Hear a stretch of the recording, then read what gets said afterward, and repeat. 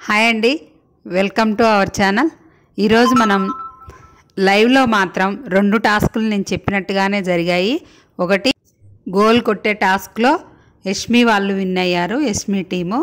Next second టాస్క్లో Nainika team గెలిచిందనమాట. Yashmi పంట పండిందనమాట. ఎందుకంటున్నాను అంటే యష్మి వాళ్ళకి లగ్జరీ బెడ్రూమ్ గెలుచుకుంటారు, అలాగే చాక్లెట్స్ కూడా వస్తాయి వాళ్ళకి. ఇంకో ఇంపార్టెంట్ విషయం ఏంటంటే సోనియా జంప్ అయిపోయింది యష్మి టీంకి.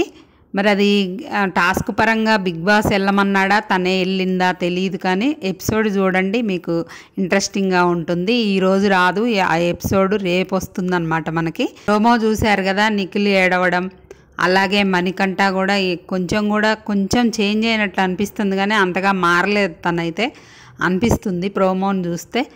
రాత్రికి ఎపిసోడ్ చూస్తే కానీ ఇంకా క్లారిటీగా అర్థం కాదు.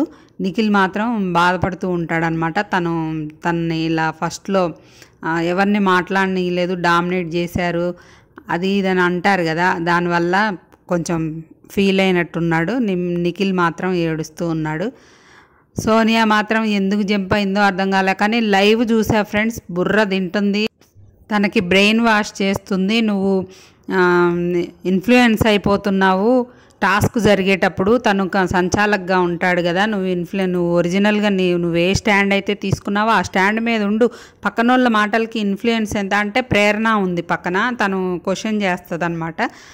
దానికోసం చెప్తుందనమాట, నీ స్టాండ్ మీద నువ్వు ఉండు, ఇన్ఫ్లుయెన్స్ అయిపోకు, నువ్వు ఎలా ఉన్నావో అలా ఉండు, అది ఇదని నిఖిల్ బుర్ర మాత్రం వాష్ చేసి పడేస్తుంది.